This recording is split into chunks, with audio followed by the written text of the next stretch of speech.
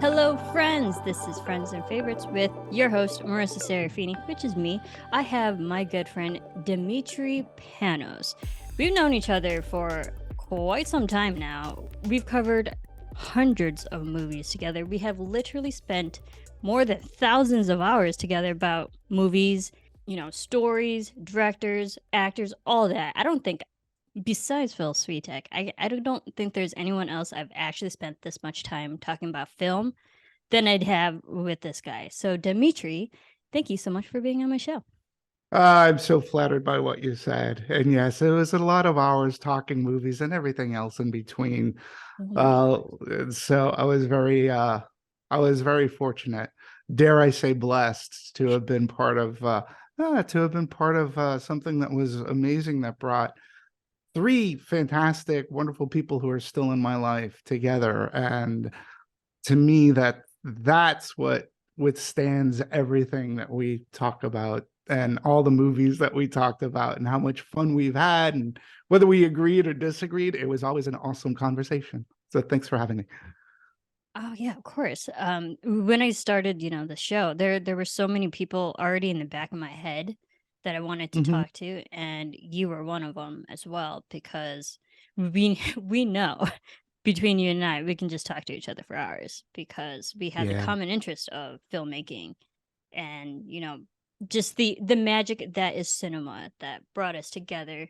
Mm-hmm. And for those who are listening to the first time and don't know who Demetri Panos is, I mean, you've had such an expansive career in the filmmaking. How about you tell us a little bit about your background? I know when we Sure. first met, you Mhm. worked at Technicolor, Correct. uh, Yep. but I'm a jack too of all big in these trades and phones. master Yeah. of nothing.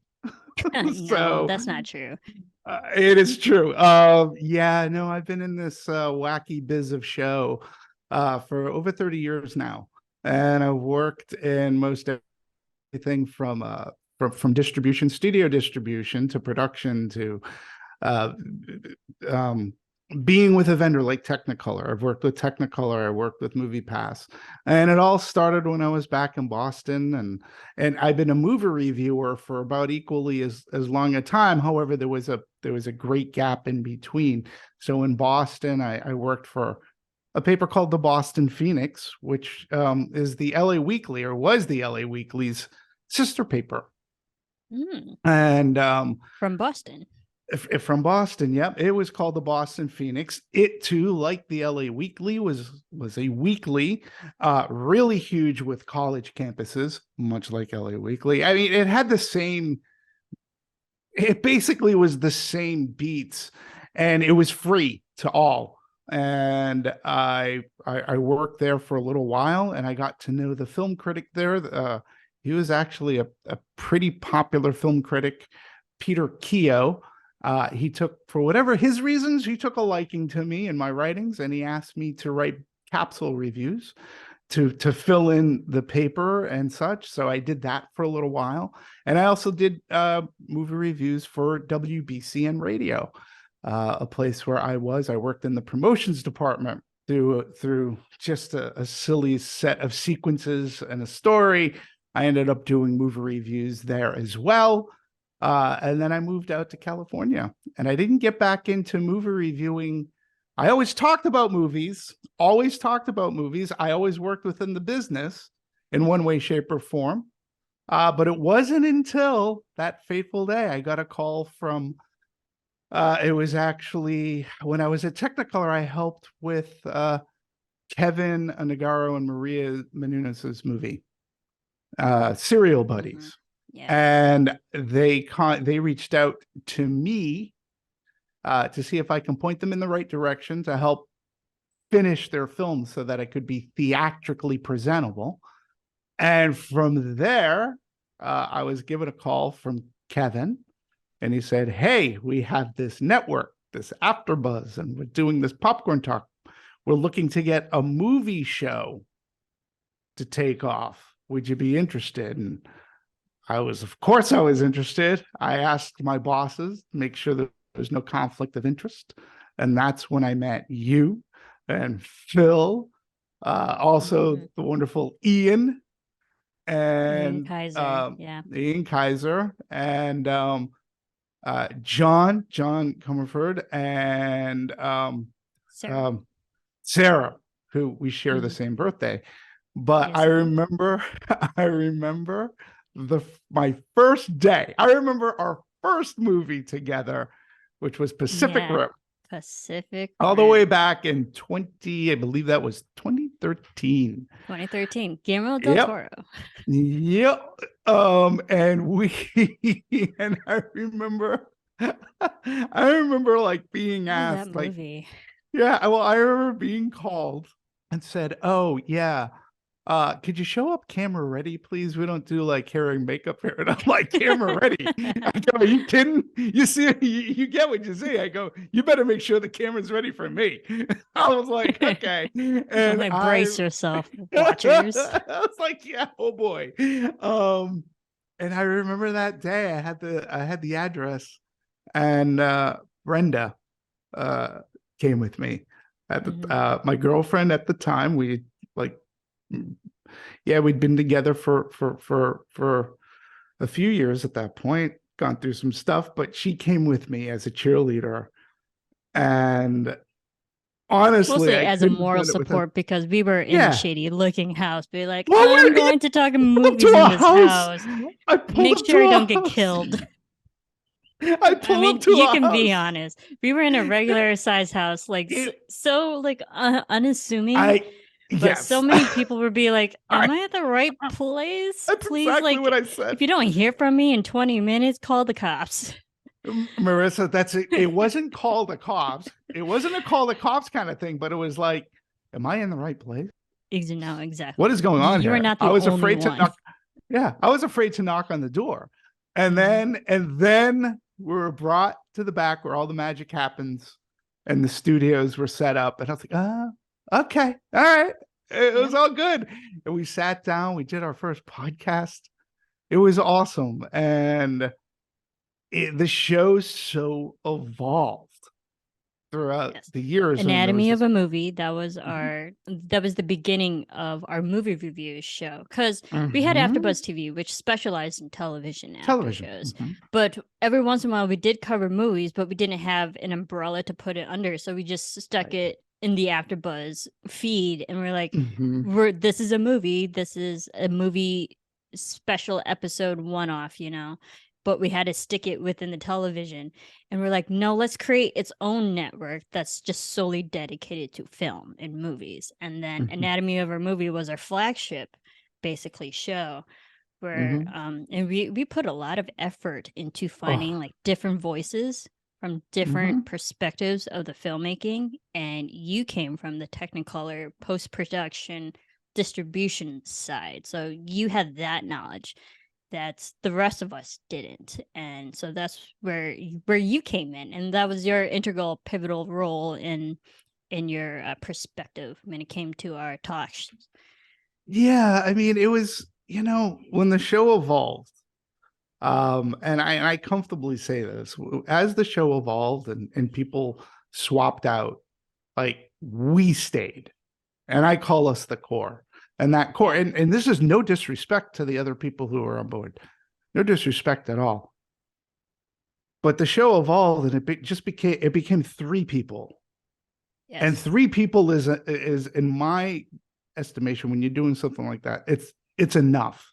You don't want to have too many people going on. And we had Phil, you, and myself. And that core, I think Anatomy of the Movie, that's when the gears really like all clicked in together and started to turn. And it was the best show of its kind. And there really hasn't been a show of its kind on the airs, so to speak. Right. Uh, Especially at that time, because I mean, podcasting wasn't new, but what we were doing was still fairly new when it came to mhm. concept of shows. Because at that point when we started back in 2013, no one was doing more than an hour in-depth research kind of shows. Like Mhm. everyone was like the 5-minute reviews, but no one got as granular as we did for as long as And we did. I'm gonna interject one other thing too. There were movie podcasts out there, but it was usually guy driven. There could Hmm. occasionally be a woman on, and it was people yelling back and forth at each other. Oh, you're wrong. This movie was great. This movie was everything was great. Oh, that this was the best Marvel movie. Oh, no way, it didn't beat this DC movie. And then they would get into their Star Wars debates. That's Yeah. not what we were about ever. Yeah. And I always felt that we gave, what was great about our show is we always gave the movie, I felt, a very fair shake. And like I Hmm. said, we could agree and disagree. But even if we thought the movie wasn't good, which happened, we could A still talk lot. positive. Well, it did, but we could Yeah. still talk positive about the movie making process, right? So even Yeah. if we didn't like it, we could, each of us had a perspective. You had a perspective of storytelling. Phil had a perspective of storytelling, as did I. And we could integrate that. So if we didn't like a movie and we talked about, say, this, then we would dive deep into the screenwriting. We could say why we believed the screenwriting didn't work or did work. And then we could talk about direction, or we could talk about an animation. We were not snobbish to the movies that we talked about, which I thought Right. also And made our show special. absolutely, because we came from a very technical side. I like to think we were very analytical in when it came to watching, and then our general subjectiveness as, artists came second. And I think that that's what made our show special, because we knew the ins and outs of actually how to put a film together. Mm-hmm. And a lot of people didn't have that, because people, mostly reviewers or critics, quote unquote, they come from the story aspect, rather than the technical aspect. Maybe. I mean, I think the Sometimes a word lot critic more so, today is more so very than none. different. Yeah, I mean, I think the word critic today, because I think social media, to be honest, kind of cut what criticism really is. It gave Yeah, everybody, look, I'm not different. opposed to everybody having a voice, but there's very many people who have a voice, they'll scream the loudest, who don't have, say, the experience, whether it be schooling or whether it be like we went to school for the, I know Phil went to Emerson, you were in Chicago, Art if I'm correct, Institute. right? Yeah. I went to BU School of Communications, Broadcast and Journalism, with a major focus in film criticism. And today, I don't see that today. The internet or social media has given everybody a voice, and then they just get on. It's hard to do something where you hadn't put in the work. Where the three of us have actually, we had put in the work. Even John Comerford, who was with us for a while, and Sarah, Hmm. we put in the work, and we put in the quote unquote hours. We did the And research. Your rundowns, I gotta say, because every time we did a movie, we would each individually acquire our own knowledge of what we learned right. about, just like through a bunch of different articles and stuff. And then, but every time we got yours, it was like 20 pages long. We're like, oh no, Dimitri's got it. He knows every aspect of this film. So it like was you would fill in all the blanks that Phil and I had. We're like, nope, there's it, Dimitri. We're fine. it was, everybody to me. And this is why we clicked. Phil would come in from a writing aspect and somewhat of a technical aspect. You as well, artistry and everything. But you Mhm. also came in, and this surprised me, but I realized how helpful it was in many shows, including Pacific Rim. You came from your heavy Catholic background, and you were able to. This is not like a slight or anything. You were able to put in a viewpoint that I would miss. And I'd go, huh, I Mhm. never saw a religious intonation here. I'm not saying that every movie has to have this and that it's so important, but I'm saying Right. you looked at it from a way that was unique, that was interesting, and that was educating. And I always loved, like, oh, okay, I did not see it that way. When anybody can offer me a perspective Right. that's very well thought out, I appreciate that. So as continuing on to be a movie reviewer and then having my own site and having my own YouTube page, it's the cinescope.com. There's a shameless plug. Oh, I yeah, plug always away. welcome.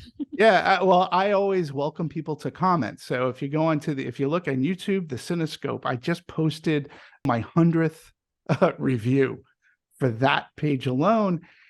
And I got to tell you, I always love it when people write me, but they write something that's thoughtful. And they don't have to agree with me. They could just say, oh, well, I saw it this way, A, B, C, D, and blah, blah, blah. And I'll go, oh, okay. Thank you, number one, for sticking with me. Mm-hmm. Thank you, number two. People don't take the time to write out a thought, but the three of us did. Yeah. And that to me is what made us special. And we brought in a perspective that was always thoughtful, and it was backed up by experience and I have to say some education, you know. Oh yeah, we were definitely not to like flaunt our degrees, but like we did go to school for it too. So like it was a specialty in itself. Yeah. And like, we came from the different perspectives, and I had a lot of production under my belt because I worked on actual network television shows like American Idol and So You Think You Can Dance. So like I've worked for big TV shows. So there's my shameless plug. But No. so like we had reputable names. I mean, you worked on Contact. I mean, come on, that's like one of the biggest iconic sci-fi movies out there now. Yeah. It's Yeah, stood the but test of time. yeah, absolutely. But yeah, thank you for that, because I did. You mentioned that the religious background. Like I did grow up super super Catholic. But it was mostly because of my parents and Right. and my dad. I was an altar server from third grade to sophomore year. I stopped being an altar server because my teenage schedule was so busy. I was just in sports and all that, and I had extracurriculars. But then I stopped being an altar server, but that didn't mean I stopped going to the church. I was like, I Right. became a Eucharistic minister. I was a lector. I did TECH, which stood for Teens Encounter Christ, which is basically a 3-day weekend retreat workshop for teenagers who are finding Jesus. No, like seriously, I was Catholic. 3 times more than the regular teenager. I kid you not. I mean, I did it. Like, yeah, God, I definitely did it because I also went to a Catholic high school. I went to Catholic grade school. I went to Catholic high school. I went to church way more than the regular Catholic now did. Like seriously, there were weeks I'd go to church like 3 different times. Like on a Sunday for the regular mass, on a Thursday because our school had the weekly mass, and then like sometimes on Saturdays when I had to actually serve a Saturday mass. So I did I did the Catholic life. I mean, I'm still a Catholic. Do I practice as much as I should? No, but I have my own life out here in California, and I have my other. This is gonna sound terrible, but sorry, God, but like I do have other priorities where I don't have to go to church as much as I did as a teenager growing up. Yeah. But it was so ingrained in me how I thought. I mean, I've read the Bible like twice from cover to cover. It's crazy. Wow. So like I was so engrossed with a religious upbringing that's how I saw life. And when I saw movies like that, like Pacific Rim, or like whatever other films that had like some underlying theme of religious aspect of it, I would point it out because a lot of people who do listen to us also has some faith-based knowledge of how they see the world. It's religion I mean, religious is a cornerstone of cinema. You can find religion, or at least religious symbolism in movies like Blade Runner, for example. Right, in science fiction movies for sure.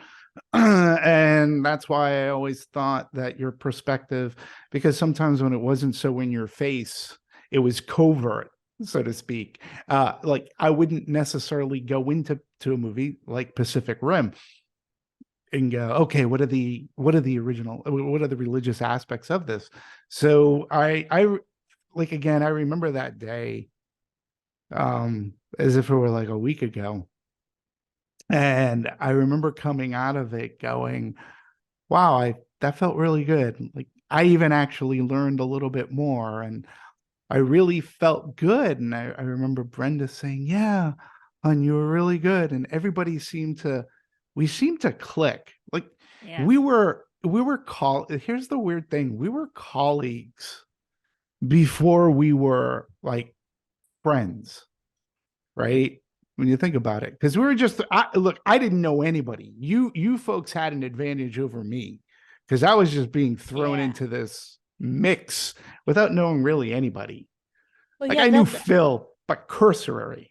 yeah, I well, didn't know that's you, actually or one of my questions, like how I yeah, want to kind of, I mean, we've already been sure, going at it for a bit. yeah, This is what I've been asking everybody, but what do mm-hmm. you think makes us friends? Like, is there a moment where that you Mm. can think of, like maybe a turning point or just maybe whatever that I mean, we hosted so many shows together, so many individual movies and all that.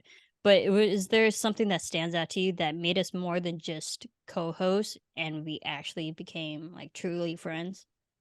Yeah. We enjoyed each other's company above and beyond our love of movies and talking about movies. Um, that's where we got to know each other, right? Through that Mhm. commonality, we shared that. But it was afterwards. It was even before we moved. It was before we moved into like the studios Building. building.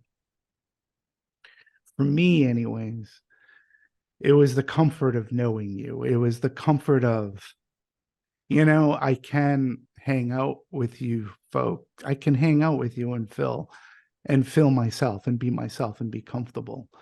Um, and it became such that you folks were supportive of me, but more importantly, you were supportive of Brenda. As you know, Brenda uh, became gravely ill.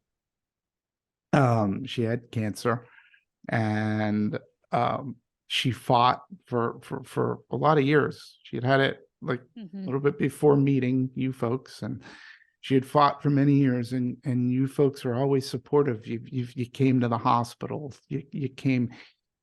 You did what good friends were, and I could trust you. And when she succumbed and passed away, you were also there for me. And the show itself provided a different focus for me.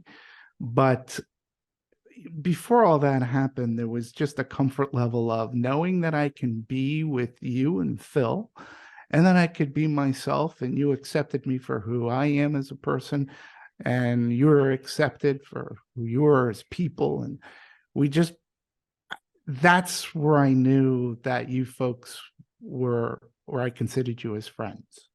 Um, because we could when we talked movies, we could finish each other's sentences in ways, Yeah. but in life, we we could accept everything else that we liked outside of movies, because there's such, if the cancer and what Brenda had gone through and her passing, if it taught me anything, is that life is, I love the movies, I always will, I love music, but there's more to life.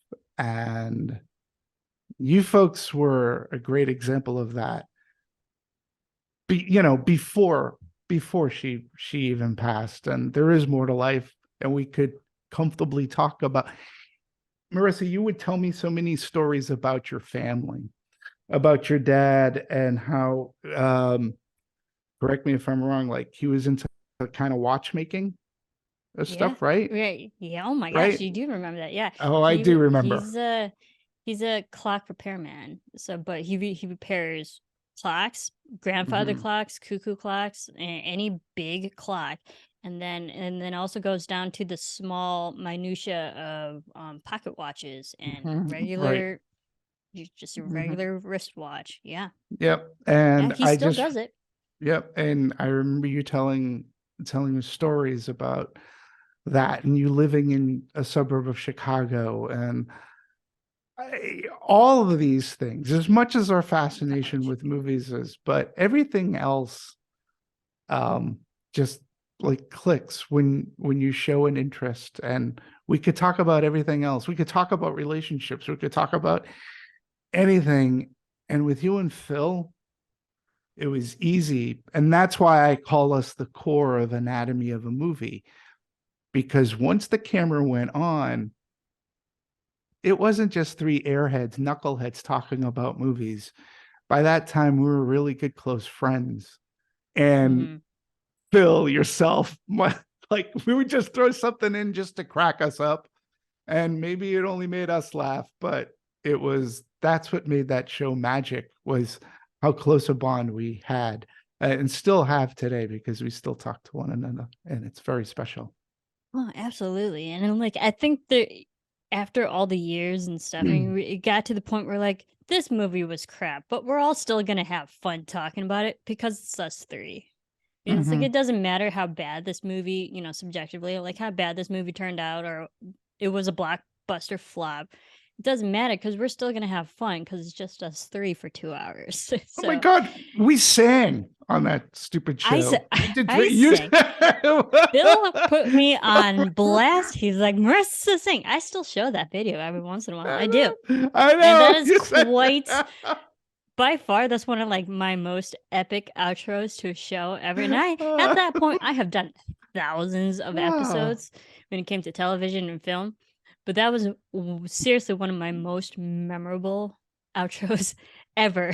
And if you go watch it, I mean, it's on my Instagram. We are just like having so much fun, and I'm like, I don't care. I've gotten to the point. If you guys don't like my singing voice, then that's on you. But And, no, we had so much fun. but that's the way I approach talking about movies. Like, it really should be kind of fun.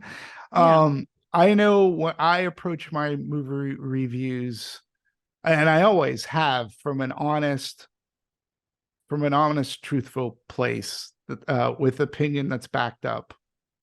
I always try to make an argument whether I like or dislike a movie as to why.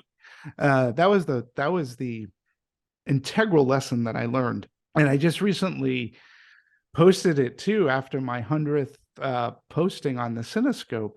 Was that in my film criticism class? The professor was a guest lecturer. He was a film critic in Boston called Nat Sagaloff, and it said something like, everybody can have an opinion, which is all true. Hmm. And he goes, whenever you go to the movies with friends and family, whatever, the movie's over. What's the first question? Oh, did you like the movie? And people will either say, yeah, I loved it, or I hated it, or it sucked, or whatever. And he's like, everybody can say that part of it, but you get the follow-up question that stumps most everybody. And that's the one you have to pay attention to. And that follow-up question is why? Why did you like it? Why did you hate it? What about it that made you hate that movie? And that's where you have to use your experience. And this is why you're taking classes like this, to gain more film knowledge, to gain more of a history, because reviewing movies is, in a sense, comparing it. You have to use a knowledge to bring into it, to say, hey, I like this movie because this movie did this, this, and this. But and you don't always have to make a correlation, but in the back of your mind, you have like, oh yeah, I've seen this technique in this or whatever. So, and you have to be honest with yourself. You have to be true to your opinion. Just because everybody else is loving a movie, like say Super Mario this weekend, you know, if you don't like something and you're able to back up why you don't like it, Right. that's fine. You have to stay with that. So, like, everybody has loved Super Mario. I thought it was okay. Okay, I didn't hate it. But you can't fall into the trap of, you know, oh my God, this Marvel movie was great. Well, that's what you said about the last Marvel movie. Mm-hmm. And I think that people who deem themselves critics use the word great too much, and it cheapens the word great. So, and and we knew this. How many times, Marissa, So in I all mean, and honesty? that's the beauty of us three when we were reviewing movies, is that every time we said we didn't like it, we actually backed it up with reasoning why we didn't like it, and Same as, that's what made us different from everybody else, because anyone could say they didn't like it, but not everyone can say why they didn't like it. but it was We the did. same held true with when we liked a movie. Yeah. Let me ask you something. In all Sure. the shows that we did together, right? How many movies were like great? Like great. I mean, Great. we had a lot of good, but how many great movies were there? Like, movie like great. How One that many? like we all individually loved. Oh, that was just like, yes. Yes. Probably That less was than just 20 okay. Less than 20. out So of 500 plus. Yeah. 500, yeah, almost 1,000 episodes in, less than 20, you're saying, right? That makes great special. Yeah. Right? I mean, every movie that you like, it can't be great. And it can't be the greatest Star Wars movie, or it can't be always the greatest Marvel movie ever. And I sometimes I just feel that that word great gets cheapened when you use it often. You can Mm-hmm. like movies a lot, but there's a difference to me between a 4-star review and a 5-star review. I mean, 4 stars is very good. And I think sometimes That's even a solid. 3-star review is like, if a movie's okay, that's not bad. That's okay. Right. And And there were so many movies that were like slammed by critics' choice, cinema score, whatever. And mhm, then they were actually great, and we all loved it. We're like, it should not get this low of a rating.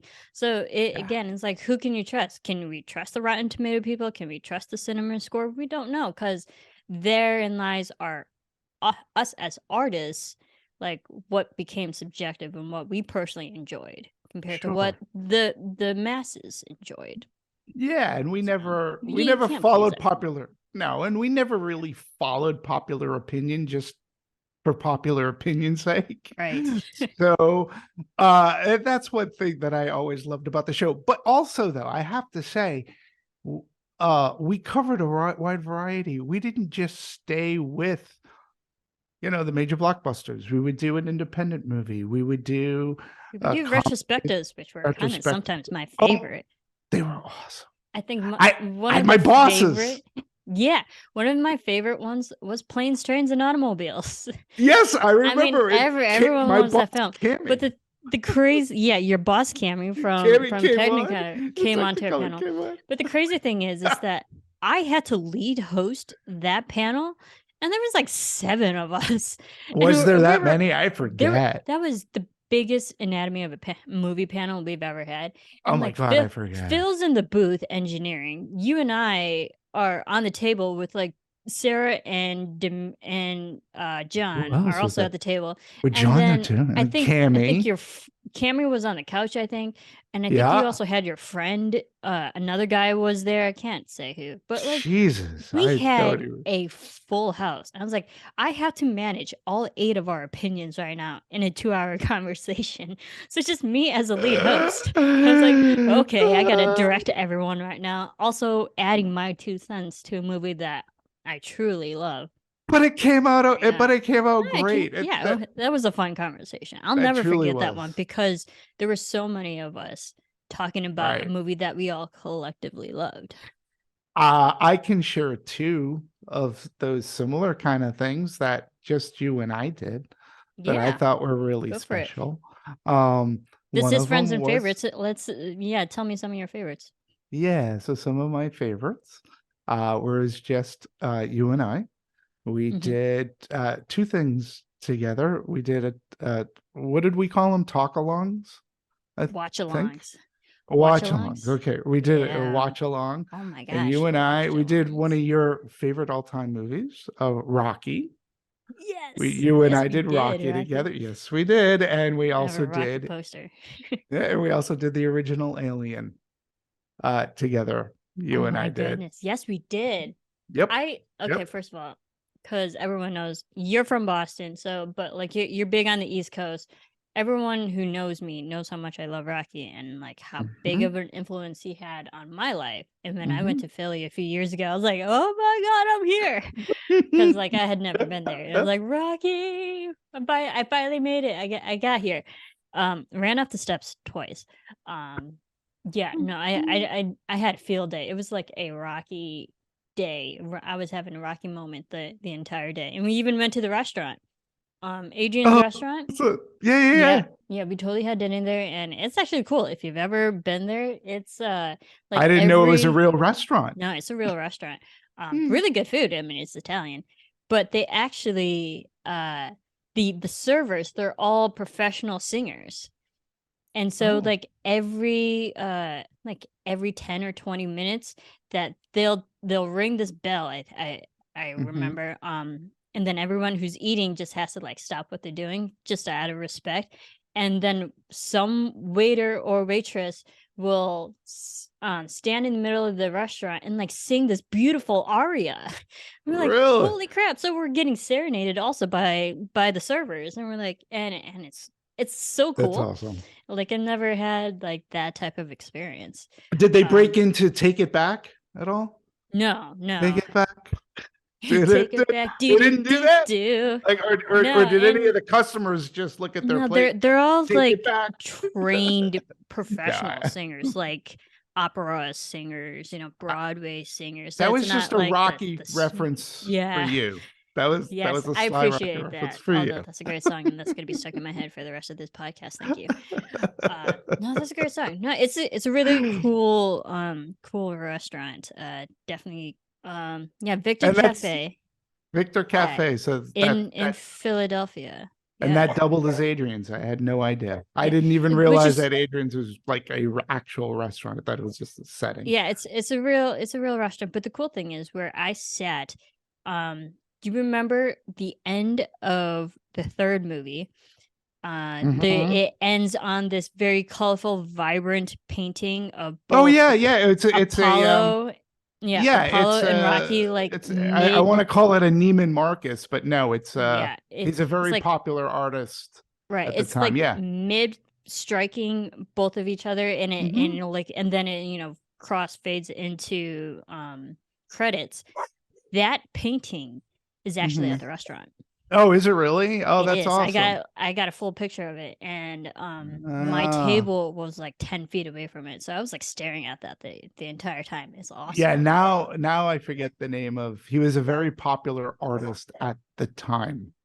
And that style of painting was like his, and it's like in Leroy that Neiman. Leroy Neiman. There you go. Thank you, Google. Yep. So Leroy Neiman. yeah, that's awesome. That's great. And then I remember It's we did, cool. yeah, then we did Alien. And I remember I approached that as saying that Alien was actually a tech noir, a film noir movie, just as much as it was, if not even more so than a horror movie, but that it was very film noir because we love film noir too. Yeah. I remember more of my favorites were like when we interviewed John Ottman, Mm-hmm. and we X-Men. interviewed the woman from forgive me for forgetting her name, but she was in the original Jurassic World. She was the hostess. She was the SeaWorld hostess Oh, who right. the shark. She fed the The hanging big shark. shark whale came and Yes, swallowed and her ate up. the shark. Yeah, well, Yeah. it didn't swallow her up. It swallowed the great white Oh, shark. yeah, right. She It's been was a long like the since I watched them. SeaWorld. She was like the SeaWorld Presenter. presenter. MC. Yeah. Um, Courtney yeah, Clark. that's it. That's it. Courtney Clark. She was very, yep. Courtney James Clark, Mosasaurus. She's a comedian, but she was from New Orleans, and she talked about making roux. Um, she's very nice. She's very sweet, and I know that we kind of kept in communication a little bit after the show, but she was just always very nice, and it was like those kind of times. were like really special because we we gave people an opportunity to interview. Well, of course, everybody would want Chris Pratt, right? But Mm-hmm. it was great talking to, like, I don't know, the below the line, or The supporting, secondary characters, yeah, the yeah, supporting characters. or people who were more in the background, like a Yeah. John Ottman who could edit and do score. Also, remember we also Brilliant. talked to an Academy Award winning sound mixer. Mm-hmm. Remember that, Ben, for Whiplash? He Yeah. was he worked at Technicolor, and I had become friendly with him. I asked him on the show before the Academy Awards, and we said, "Hey, you know, this is your time." And he Yeah. ended up winning the Academy Award that year for best sound editing for Whiplash that year. So, Yes. Yeah, we talked to a lot of cool people because we I don't know, for some reason we had a serious connection to the sound editors because mhm, not for our Anatomy of a Movie show, but for another show I produced with one of my producing partners, Mary Lou Mandel, on our On the Fly filmmaking, another show mhm. about filmmaking. We had the sound editors for A Quiet Place. Mm, And I believe they won the Academy Award for that movie, I believe they did. for like sound mixing and sound editing. Oh, And we had them like a week before they won, and yeah, we had a lot of technical people come in, and I always found that fascinating because I am a film editor. But I always joke that audio is the bane of my existence, even though I somehow still built a career around podcasting. It's ironic. I know the universe is laughing at me, but I was like, I for some reason I cannot get away from audio, and that's okay. I've learned that's not to funny. fight it anymore. But when it comes to audio editing, it is such a different beast that I applaud anyone who can do it because, and personally, I have enough patience to get through it, but I don't have enough patience and passions for it to be like, this is what I want to do with my Mhm. life. Compared to the sound editors who do that is their life, that is their career. And I just Right. applaud anyone who does it so and like execute it so well, like the people that we had on our show who would talk about it. Yeah, that's a gift for sure. That's a gift. So, Yeah, yeah, audio has always remained. I mean, I know. But I mean, with even like we had some composers too, uh, uh-huh. honestly. And actually, I'd like to ask you, Yeah, um, go ahead. because I mean, we've talked a lot about composers. I mean, John Ottman being one of them, actually, and his music is great for the X-Men. But Hmm. and For I know all you're his big movies. I know you're big on music and soundtracks too, because I would get a lot 100%. of great recommendations from you. But who Hmm. would you or like who would you say your favorite composer is? Well, I mean, for me, that's a no-brainer, and I know that I'm not being original, but it has to go back for me to John Williams. Mhm. Um, but why? Why John Williams? Well, Sure. John Williams was the very growing up a child of the 70s and into the 80s. When music actually mattered more and albums were being sold, John Williams and his score for like Jaws. That's when I first noticed like truly what music could do for a movie. And then Close Encounters of the Third Kind, when that had come out too. Ooh. Again, John Williams, but it was for sure Star Wars, when Star Wars came out. And Star Wars had come out as it was a double album. So uh yeah, it was double gated. So you literally opened it up and they called it a gate, but it was full. The album would come Mhm. out of one, sides one and two, and then there was the second album, sides one and two. But something else that album came with were liner notes in the form of like a magazine that was part of the like album, and it had Ah. amazing artwork to it and everything. But I read, now it said that they were written by John Williams. I can't dispute that. Mhm. it was the first time where I read about suites, like what him writing a suite is, right? Yeah. And he would talk about writing Leia's theme or Luke's theme or what it took to write the Cantina music that everybody knows. And that was my first foray of realizing how important music is and how it could emphasize a character, a scene, and how it could help make a movie flow. And I would listen to the Star Wars album like over and over and over again. And it was, as a kid, I just would put headphones on and I would sit on the floor. I'd get a pillow Yeah. and lay down on the floor and listen to that soundtrack as I was reading the notes. And it's so funny when we interviewed John Ottman, he talked in very much a similar fashion where he talked about creating character suites. And he said, yeah, it's really important. And again, we're talking years later. And this is the guy that's done soundtracks for Usual Suspect. He too is an Usual Academy Suspect. Award winning composer. He did a lot of the Bryan Singer movies. Yep. But he I too still listen to his Xavier theme a lot. Yeah. John Ottman's. Yeah. It's so good. But yes, Yeah. continue. Yeah, no, but if you remember, he specifically talked about writing suites. And one thing that he said he hated about modern day composing music is wallpaper music. Yeah.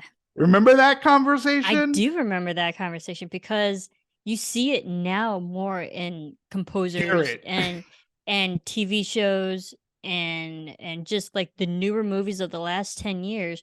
There's no score that really lasts more than 30 seconds. A full Right. score like a John Williams would do. And which is Right. like it's really unfortunate because that's what you and I we love. That's what most people love are full Yeah. composed scores. And then nowadays you only get like the 20-30 seconds of bits of music Right. that covers like a particular moment in a scene. And then that's it. Yeah. And there are some composers today, Alexander Desplat, who's very versatile. Like he can do comedies and he's done like Godzilla and he's in another Academy Award winner. Hans Zimmer has made a career. Hans Zimmer, yeah. But he too is like he's like an odd one because Hans He's Zimmer getting there. can be so but he could be so in your face with a movie's music, right? Like kind of like Dune. But he Dune can and also, Inception. but he can also pull back because I believe he did was it Ford versus Ferrari? Was that that was Ron Howard's movie? Yeah. I think, and it was a completely different kind of style of music for him. So, but he definitely today is he's definitely one of the big ones. I'm just gonna look at my iMusic. No, well, yeah, while you do that, Hans Zimmer is definitely one of my favorites. One of my all-time favorite scores, actually, right, is Tennessee. He's from Pearl Harbor. Oh, yeah. It is so beautiful, and there's like a slow upswell, and then a minute into the music, there like a bunch of violins come in and change it. And like really bring up the emotions, amp up just like this nostalgic feeling that you get with these characters going back home to where they grew up in Tennessee. Oh, I love that score so much. A couple of weeks ago, I was having an anxiety attack, not gonna lie. And I had to lay down and close my eyes. I put the Tennessee score, like I was listening to it on my phone. I had it on repeat for like 20 minutes and it just calmed me right down. Yeah, he's again, beautiful. and that's what makes him like so versatile. Like it's so weird because again, to me, Zimmer's the kind of guy like he could be right in your face, and like there's nothing subtle about it. It'll hit you over the head like an anvil, or he could be so subtle. And another one of my favorites is the late and great James Horner. Oh, I love him too. I'd have to say he's my favorite of all time, actually. Yeah, James Horner is another person who followed that formula of devising suites for characters yeah, of course, he did Titanic. I believe he won Mhm. the Academy Award, which Yes. is a wonderful, beautiful score. He worked a lot with James Cameron, but he also did one of my favorite, very underappreciated movies. He did the Rocketeer soundtrack, Okay. which is a gorgeous soundtrack. But he also did Star Trek II: The Wrath of Khan. And when you listen to composers on a regular basis, you can always hear them like respectfully lifting from their own soundtracks. Like you can Yeah. hear a They're lot like of, mimicking themselves. yes, and you can hear like James Horner taking music from, like, say, Wrath of Khan and putting it into Aliens, which Mhm. Nice. he did the music for James Cameron's Aliens, and there's a lot of similarity there. And but John Williams does it all of the time. Like Yeah. he will lift something and put it into like another score. But we all know him for Jaws and Star Wars and Raiders of the Lost Ark. But he was also fantastic in Catch Me If You Can and Munich and War of the Oh Worlds. yeah. He also did the Poseidon Adventure. And I believe Earthquake. And I mean, John Williams has been around forever. Forever. And, I I had mean, really, I assume that you've seen him in person oh, compose. yes. Yeah, yeah. Yeah. Every time he goes to the Hollywood Bowl, I make a point in going because I mean he's up there. He's in his 90s. We don't know, God forbid, how many more years we have left with him. So go see him now. I was fortunate. I was fortunate because in Boston, we had what was called the Boston Pops. And we had an already icon conductor composer. His name was Arthur Fiedler. And he was very beloved in New England. And he was very beloved in the city of Boston. He passed away. And people were like, oh no, how are we going to fill his shoes? What are we going to do? They got John Williams. Now, John Williams is no Arthur Fiedler. What was great is Arthur Fiedler he had an amazing energy and personality when he conducted the Boston Pops. But then John Williams came in. I was like, what? And as a kid, I got to see John Williams perform as a kid, doing not just movie soundtrack, but classical kind of music, like Yeah. classical pop. You saw John So Williams before John Williams. I saw him when he was, I saw him before he is what he is today, but he Yeah. was nonetheless known. Uh, Um, and I have seen him at the Hollywood Bowl a couple of times. And yeah, you're right. I mean, he's getting up there, Yeah. and to the point where he doesn't do the whole show He doesn't by do the himself, I whole show get. and like is Yeah. generally a second composer come in, does the first like 30 Mhm. minutes and then he finishes it out. Which Yeah. I mean it's okay, but like when we understand he uh he is up in age and he might not have all the energy anymore, but it's just like Mhm. when he does come out to the stage, oh, and the whole Hollywood Bowl, if you guys have never experienced it, it is like something that you will truly never forget. Mhm. And every time a Star Wars theme plays, and then like everyone just lights up their Star Wars lightsabers, and then it's like the whole place lights up like Christmas. It's insane and it's Yep. awesome.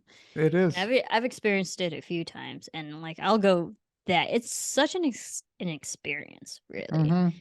And Yeah. that's what the beauty of John Williams' music is, that he brings so many different ages, demographics. He is Mhm. transcendent. His music and his legacy will outlive us all. Mhm. And that's what makes him brilliant. Yeah, and he's just created so many stories with his music. Again, just going back to Star Wars, one of the things, I'd put my headphones on and get lost, but what I would do because of his music is I would relive the movie in my mind just Mhm. through his music.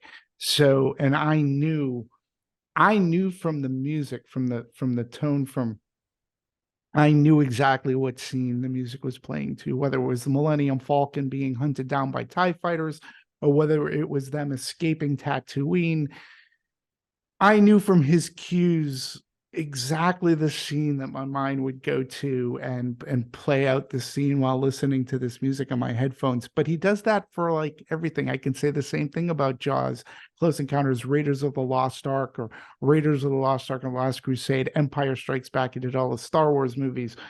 Mhm. Like I just listen. His music tells a story. His music is anything but, as John Ottman called it, wallpaper. Yeah. So yeah.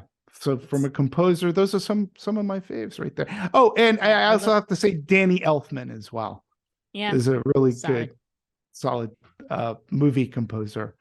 Yeah, Um, yeah. I'm glad you brought up James Horner, because he was definitely one of mine, if not my favorite, because like him and John Williams are kind of interchangeable for me. But James Horner had one of my favorite themes ever. If you've ever, this is again showing my millennial age. The Disney movie, Mighty Joe Young. oh yeah, yeah, yeah. James Horner did the music for that. And my favorite score is Windsong. It's beautiful. If you've ever listened to Windsong, there's like African wind chimes in it. I'm There's looking it so up. much African culture in it. I'll play it in underneath our audio, but there he just brought this African culture of music into that I had never heard before, being a young Mm-hmm. 8-year-old kid when that movie came out. And it's so gorgeous, and there's a choral, there's a bunch of people singing actual, Swahili language.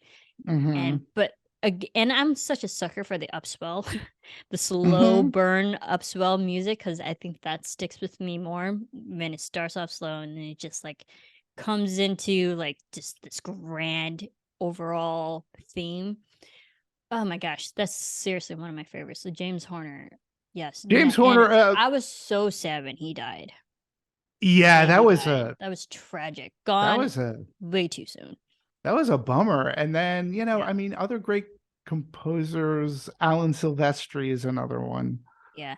I love Um, Theodore Shapiro yeah. and Mark Isham. And Elmer, Magnificent Seven. And Yeah, he also did Ghostbusters. Bernstein. And Elmer. yeah, he's another one. Um, there are so many. Like I always pay attention to score and classic movies. The gentleman who did Psycho, Herman. Uh, To me, soundtracks and listening to Bernard Herman. soundtrack, Bernard Herman. I just I have I listen Google, everyone. my back. Don't think that I know this off the top of my head. No, I mean, I listen to score a lot. I will listen to it as I'm writing a review. I listen to it when I podcast. Again, I do, outside of my movie reviews that I do for the Cinescope. I actually am lead host. I do every Friday. I do a weekly podcast, Twitter Spaces, call it's Hollywood Critics Association Trending in Hollywood, and this is a show that I can have some score on in the background, or if I'm just hanging by my fire pit enjoying some bourbon, I will put some music score on. I love good movie score, Yeah. and it can take you back. And I will also recommend The Fablemans. I wish John Williams had won, but he might have another chance with Indiana Jones. Great trailer, and The Dial of Destiny. Yeah, and So he. actually, the last time I saw John Williams at the Hollywood Bowl, he Mhm. performed a special score from the upcoming Indiana Jones movie that he had never played before in front of an audience. So it was like an Oh wow, exclusive. Yeah, that's and I believe awesome. it was Phoebe Waller-Bridge's characters, her Theme. her theme. I'm like, this is That's awesome. great. This is so new. I love it. Yeah. Yeah, I love that. Well, speaking Yeah. of, scores and films and Hmm. movies and stuff, Yeah. like I know we've talked to so many directors. Do you have Hmm. a favorite director whose I work that do. you love watching? I do. And it, okay, I have to back up, and I'll try not to Go for bore it. your audience. It all came born of the question that I hate the most, and that is, what's your favorite movie?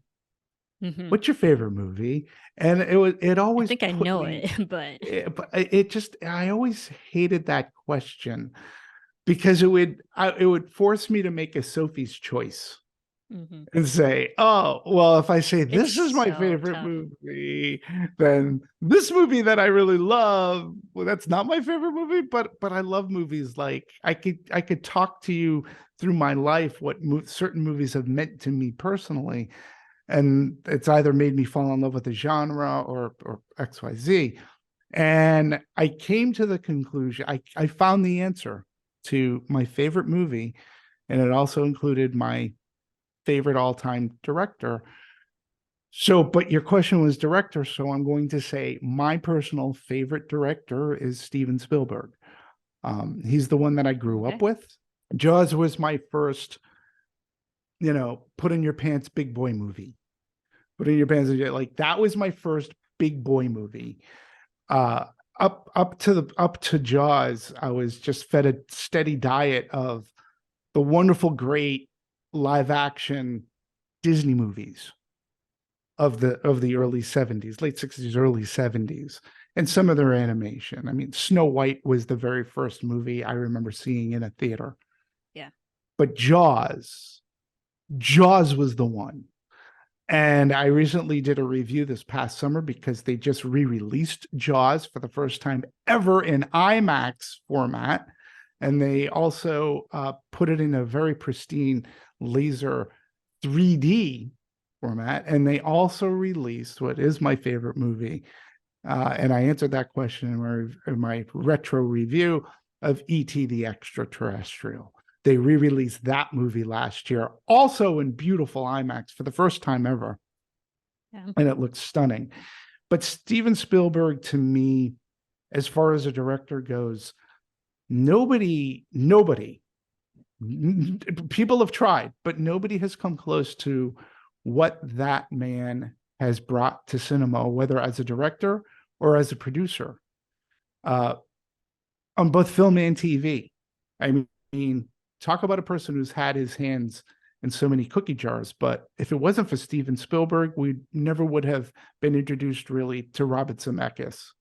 We wouldn't Yeah. have gotten Back to the Back to the Future. Future. We wouldn't have gotten this. We would have never seen Gremlins. And a person like Chris Columbus wouldn't have gotten his chance, but because of We Steven would never Spielberg. seen Harry Potter.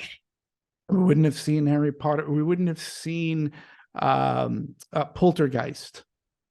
Like he produced so many movies that it, more so than many directors today. So he was in the zeitgeist in those late 70s and 80s. We would have never really had um, Raiders of the Lost Ark had it not been for Spielberg and George Lucas. Give that credit there. But also like what he brought to filmmaking, and he really changed everything with Jaws. What he's been able to have his finger on the pulse of what audiences liked, and we wouldn't have had the Goonies. Like Goonies never I love die. Goonies. And who doesn't, right? But I that's made my because of nephew watch the Goonies because he got to the age of those kids, and he's oh, like, okay. "You've never seen the Goonies?" I was like, "All right, stop what you're doing right now. We are literally gonna watch this for the next 2 hours." I was like, "I don't care what plans you had, but you have to watch this. I am remedying this right now. I'm How gonna old be is that he? aunt that make you watch." Did he like And it? I was like, yeah, he enjoyed it. We watched the entire thing. I'm like, if there's anything I am for like in my aunt duties, I'm gonna make you watch Mm-hmm. the Goonies. And you cannot complain to anyone because I am that person who made you watch Goonies. I was like, if that's the worst thing that I've ever done for you in your life, I'm okay with Mm-hmm. that. Yeah, and he so as much as the movies that he directed, even like Jurassic Park, um, which I worked with when I was at Universal Pictures, his movies but is producing Animaniacs, Steven Spielberg, Mhm. Steven Spielberg. Good lord. He transcended into television as well, and he did I adult, he did love for ER. kids, and who didn't at the time? Remember when that show was like Yeah. king and the ER career was the stuff? reason why I would have gone into the medical field had I not gone into film. No, Mostly okay. for the longest time, I wanted to be an ER doctor or Mm-hmm. at least an EMT.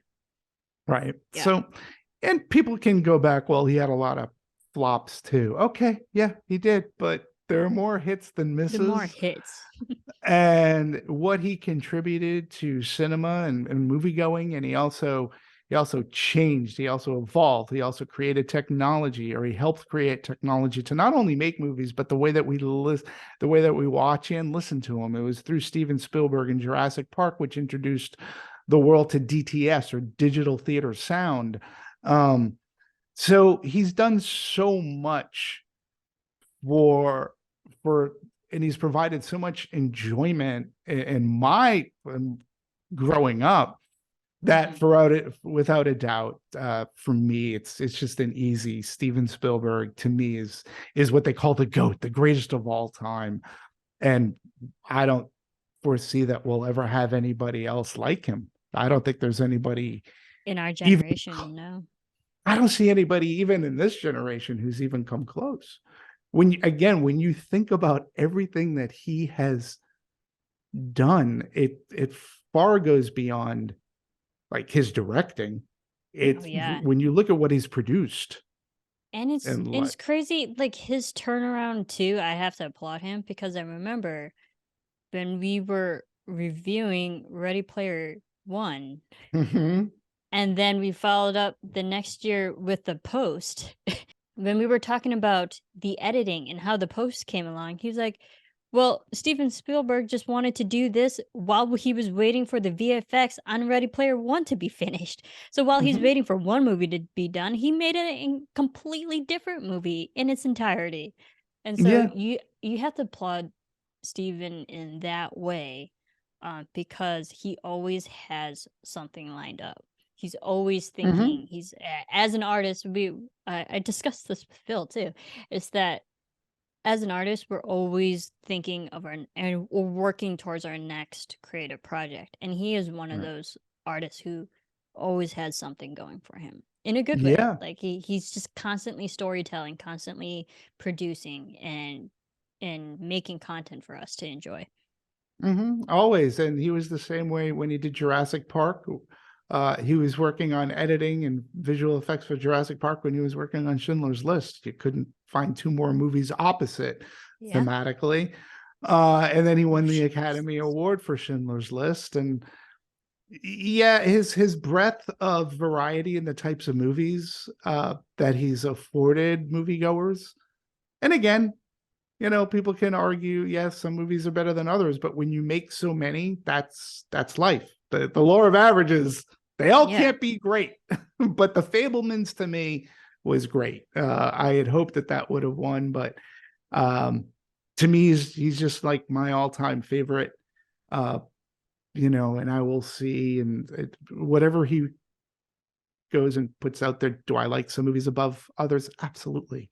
But Mhm. that could be said of an author, of music groups that you love, or anything. Like, you'll pick some albums from an artist you love. Like, they might have come out with an album that you liked but didn't love as much as this. So that's the way Yeah. life is. Yeah, and I think Yeah. that's the beauty of art Who because is yours? it is subjective. For director? Yeah. Oh gosh. Yeah, yeah, You I hate told the that line. question, Yeah, don't you? no, I know because it is tough, but I do toe the line between Nancy Myers. Mm-hmm. Um, I have a lot of female directors that I really enjoy. Nancy Myers and Baz Luhrmann, completely different type of directors, and with completely different styles and visions and pacing and storytelling wise. But Baz for the over the top, very vibrant, because all of his movies, and I have all of them, I own all of them. Um, all of his movies generally start like really fast, really erratic. Like Mhm. that's how he gets his audience. It's like cut, cut, cut, cut, cut, cut, cut, cut, cut for the first 20 minutes. We're like, okay, we have to. It's so fast that you have to pay attention just so you're not losing everything. And that's the style. And then eventually it slows down, and then you can like follow the story and the characters. Whereas Nancy, I love it because she's very female empowering. She writes very strong protagonist stories, strong leading females, and she has strong leading actresses in her movies. That's the power of her, that she can get the A-list Meryl Streep actresses in her movies and stuff like that. So I love them each for their different purposes and how, Mhm. as a woman in the filmmaking style, film story, uh yeah, I think those two I always go back and forth with because I own like all of their movies. Yeah, you'll be happy to know that a few weeks ago, I, um, with gusto defended Nancy Myers because she just made a huge deal. She had like, I guess, a Netflix movie, Netflix deal. but now Now it's it's going theatrical. No, now it's going theatrical. And she's due. yeah, well, We haven't had a but movie here's of the hers in thing. a long time. No, we haven't, but it was so weird that the people that on this trending in Hollywood, they were like against this. They're like, "Oh, why are they giving it to her?" And I'm like, "Are you kidding me right now?" It's like, why don't you look up her filmography? Right. What was the last thing she did? It doesn't matter. The Intern, Go if but she I also go, produced Home Again, and she's produced two yeah, movies and a bunch of shorts in between. But her yeah, last and full film was The Intern, yeah, which I but love. look at her filmography and look what she has brought in for box office.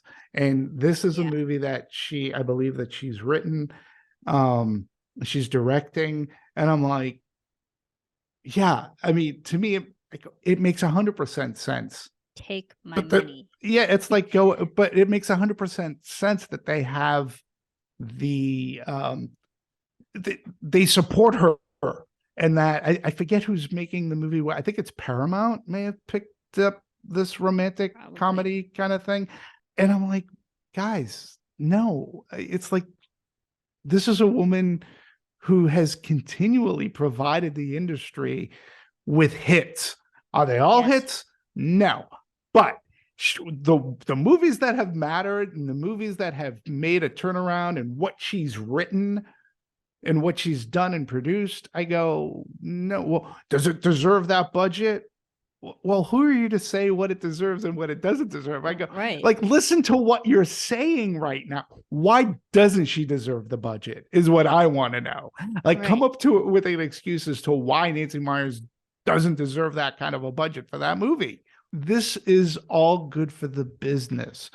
Um, and And we I need just her I kind couldn't of believe her. films too.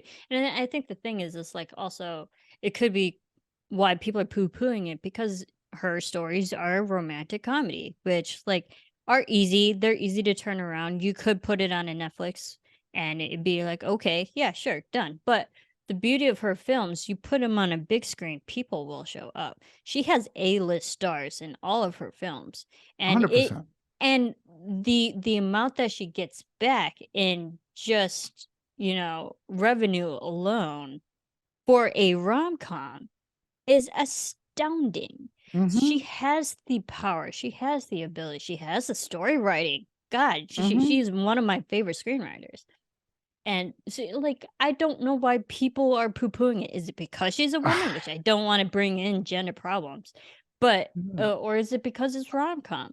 Because I don't everyone know. expects those big budgets for a Marvel film, but they don't expect it for a rom-com. Yeah, and And I was like, again, where's the justification of all the hate? I don't get it. I don't understand it either. And even, let's just say, let's take up the argument about the rom-com. The rom-com theatrically has taken a huge hit, and Netflix has kind of filled in the gap, and they have like a ton of rom-coms Well, on their Hallmark. I mean, come platform. on. Netflix follows the template of Hallmark. So if you're Okay. going to even say Netflix stores, no, you got to go back to Hallmark. Hallmark is the queen of rom-coms. Okay, Or so just like romantic stories in and of themselves. right, but like the romantic comedy has kind of taken a hit, but I think that movies like Tickets to Paradise have kind of like it's Which I watched. It was turning. okay. Yeah. Yeah, I mean it's funny and it Enjoyable. filled in a theatrical void that we hadn't really had, and people enjoyed it. People liked it. Was it great? No, but it didn't have to be great. It just had to be entertaining. It just had to be fun. And for the most part, people really did like the chemistry between George Clooney and Julia Roberts. Yeah. And that's not the first time they worked together. No, they've had several films together. Yeah, but people enjoyed that, and they made a funny movie. Caitlin Dever was really good. The movie's funny, and people watched it. They had a good time. There was also the Sandra Bullock movie. It was like it was the Romancing the Stone. It was like the Romancing the Stone. Yeah, Lost in Paradise. Yeah, you can kind of put that in romantic comedy adventure movie. That movie did really well, so it seems to be turning. I loved that movie. I watched that seriously like 3 times. Yeah, so Lost City. So people, I think that people like romantic comedies. They like, like everybody else, we like them when they're good, right? And I think that Nancy Meyers coming back into this world is like, I think it's the right time and the right person to try to put it over the top. And again, people who don't think so, who either think the romantic comedy is dead, well, history is showing that it's rebounding, and to not think that Nancy Meyers deserves that budget, then you really don't. You're not paying attention. You're not paying attention, and she does deserve it. So it's, first and foremost, it's good for the business. One thing, Marissa, you know about me, I will always champion the movie-going experience forever. Always. The industry, a good romantic comedy, like, yeah, we need these kind of movies. They all can't be Marvel movies. They all can't just be I know. I think that's IPs. The thing. It's like I think we've had so many comic book movies come out, whether it be Marvel or DC. So we're just so inundated with superheroes, which is, fine. But remember, like, we're coming out of a pandemic. Our economy, like, is so all over the place when it comes to politics, which I don't want to talk about. But it's just like we're now in a state where we need something happy. We need something feel good. Nancy Meyers is the queen of that. And so for people to like poo-poo the budget, I'm like, no, I would give her money just to make me feel good. Yeah, because we need that right now. We're craving happiness because we came out of a tumultuous few years. We need it. We need her content. And things are bouncing back, and this week in box office couldn't be more true. There's another movie that came out called Air. This is Ben Affleck's. Oh, actually, I under Ben Affleck to that today. Yeah, it's my favorite and best movie of the year thus far. And the movie really over indexed. And what I had said about the movie, I'll say right now, we should be rooting for Air's success because it means so much to the industry. Now, look, I love the fact that Super Mario Brothers is getting people around the world into movie theaters. That's great. But we need movies like Air for a couple of reasons. Number one, it's Amazon Studios, and Amazon is mostly known for streaming, but there's been this big thing with streaming, and it's caused by Netflix, which is nope. Like, Netflix has come out and said, nope, I don't care about the moviegoer. I don't care about you, Marissa. I know you're a movie. I don't care about you. I only care about your monthly feed of my Netflix. I only care about Netflix customers. That's all I care about. Amazon Studios, Apple has just, they just said that they're committed to the theatrical experience. And we needed a movie like Air. Air was supposed to be streaming. And a gentleman who's no longer with us, who's being credited for saying, hey, this is a theatrical movie. And by far, when you watch it, it is. And it's not an IP. but it's a damn good feel good movie. Like you will cheer, you will laugh. It's got high. It's a fantastic movie. It's important for it to succeed so that it can show to the exhibition and distribution worlds that yes, when you have support from a streaming studio and they are giving that theatrical support. And theatrical support means it's playing exclusively in cinemas right now. You can't see it on Amazon Prime or Netflix or anywhere else, but you can only see it in movie theaters. The movie's going to make $20 million. They originally had it penciled in at like around 13. So that's over indexing, meaning the word of mouth, the marketing, people are going to it, and it shows. So, and it's giving variety to movie theaters. So things above and beyond the IPs that are out there. Now we're getting something original for maybe an older audience. The movie's rated R for language mostly. So Definitely an older audience because the storyline takes place in the 80s. Like the 1984. topic, the topic of relevancy, Michael Jordan, he was big in the 80s and 90s. So it does, direct to a specific demographic, specific it does, age. but I will tell you this, and I'm not spoiling it. It's not about Michael Jordan. Yeah. It really isn't. He's like it really is about the background of it.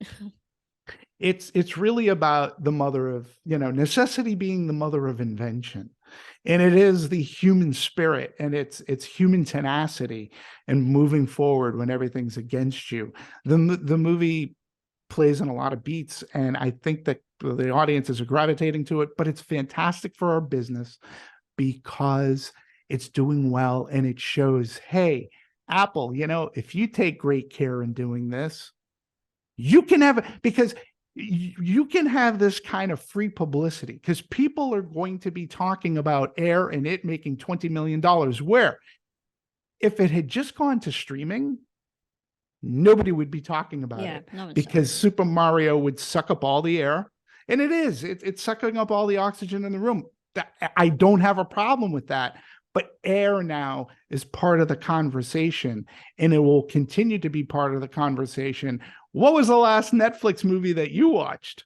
I don't know. I honestly, when it Netflix goes original, to whatever, and I think that's I'm glad that Nancy Meyers isn't coming out on Netflix because her stuff will just get lost in the shuffle, and she's way better than the content that Netflix puts out. I mean, again, subjective, but her movies, quality wise, are so much better. It needs to be placed in a higher platform than Netflix. So to come back out into the big screen as it should be, I am all for it. It's a good deal and it's good for business, and it gets the studio, like they'll release the trailer. So there's talk about the movie, and then the movie comes out and people will gravitate to it. If it's a really good movie. Again. I don't even know what the story is, but neither do I. Nobody does. It's Nancy Meyers. Again, take my money.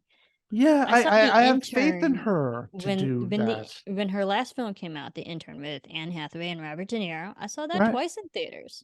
Yeah, I look. When the movie came out on DVD, I bought it immediately the day it got released, and I bought the soundtrack by Theodore Shapiro, also fantastic, and I watched it over and over and over again, like obsessively, compulsively for like a month. It is so good. I've made so many people watch that film. Yeah, and she deserves it, but she deserves it. The business deserves it, and if it's a hit, again, it's just like this adds to our theatrical variety that we get, and it ends up being part of our conversation on a week to week to week basis, where if it just went to content, like you said, it would have been lost.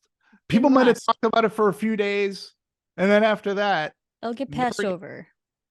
Right. So I'm really excited. She deserves the budget that she wanted, and give it to her. It's not like she's brand new to this business, and she's actually provided hits for the industry. Several hits.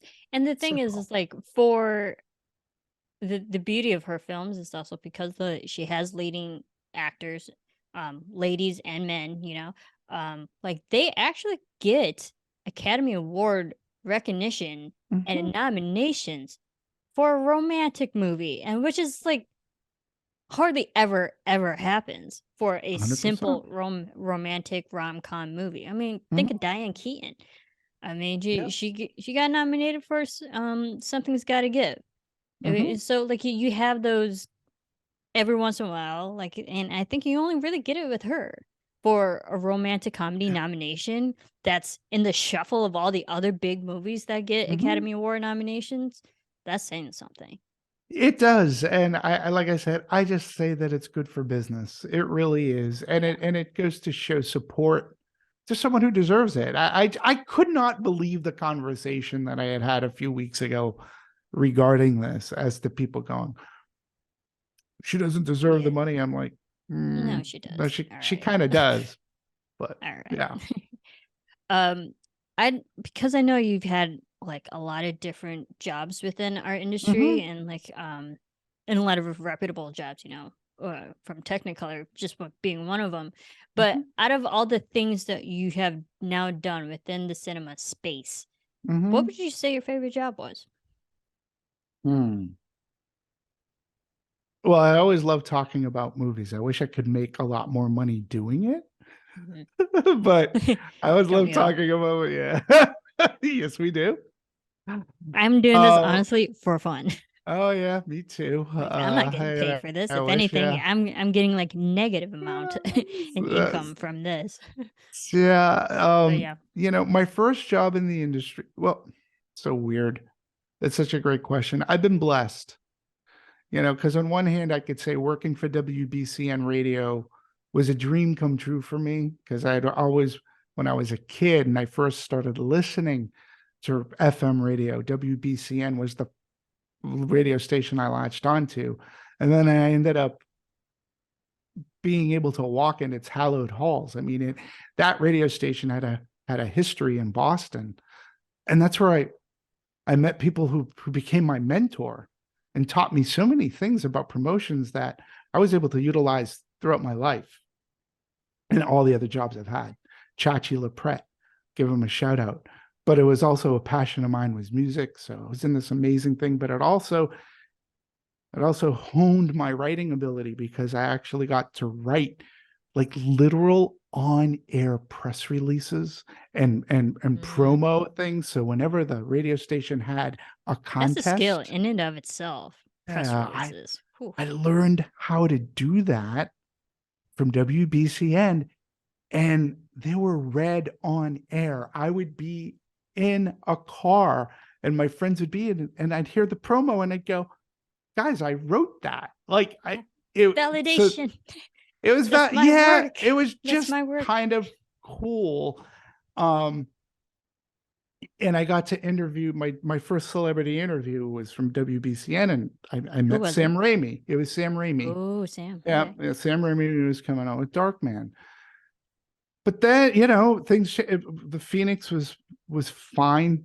My main focus wasn't.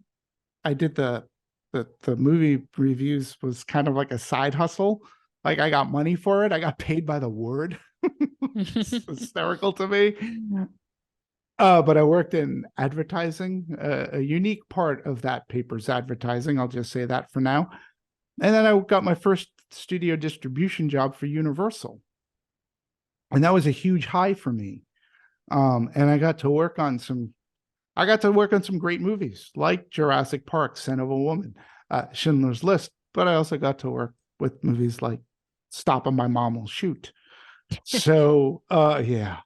But when I came out here to California in 96, my first movie job was working on the movie Contact. It was my first production job ever.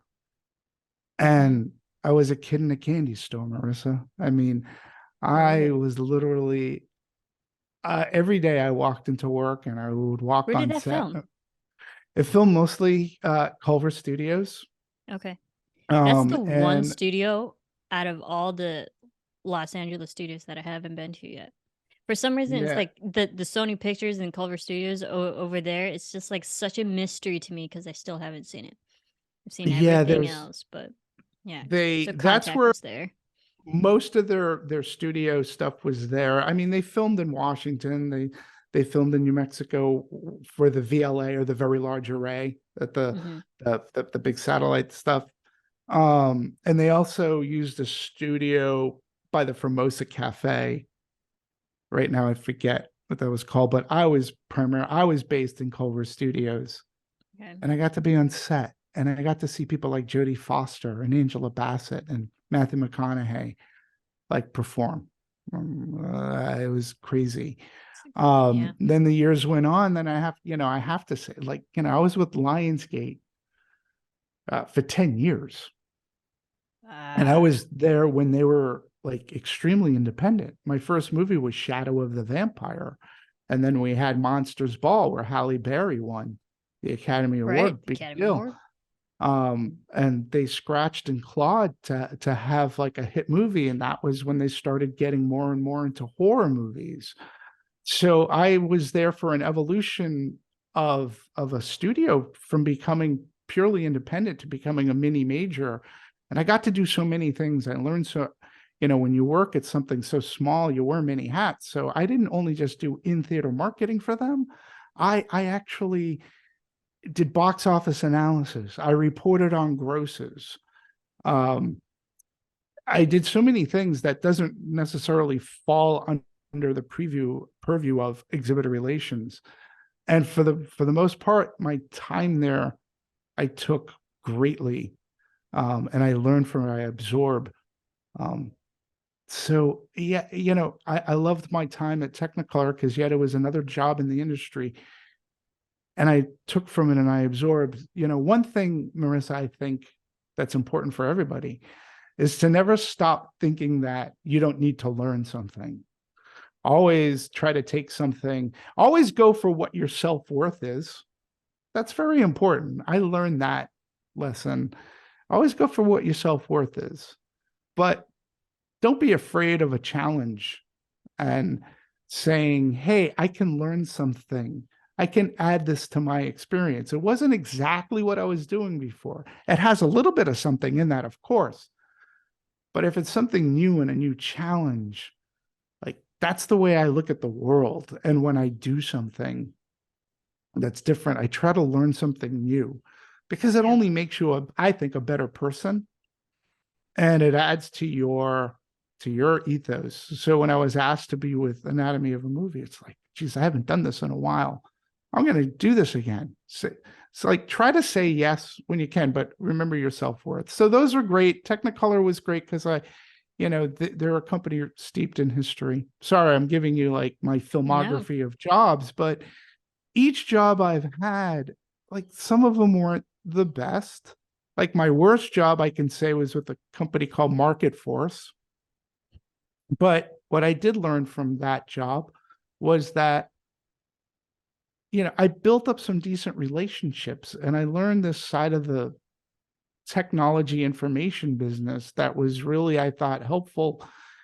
And I even worked for MoviePass before they became public enemy number one. Yeah. Um, Because Phil and I and were on Movie Pass in the beta yeah, version before yeah. anyone knew what it was, before it went public, before it took a Mm-hmm. dramatic turn. Oh yeah. Um, And I was yeah, and proud to be a part of they it. had a great concept, but They did. just They bad did. And execution. it was a person who came from Netflix who, Hmm. yeah, he decided this was before, like, when he took over, things went south. But originally, MoviePass had their hearts in the right place, and that's Yeah. why I wanted to be a part of them.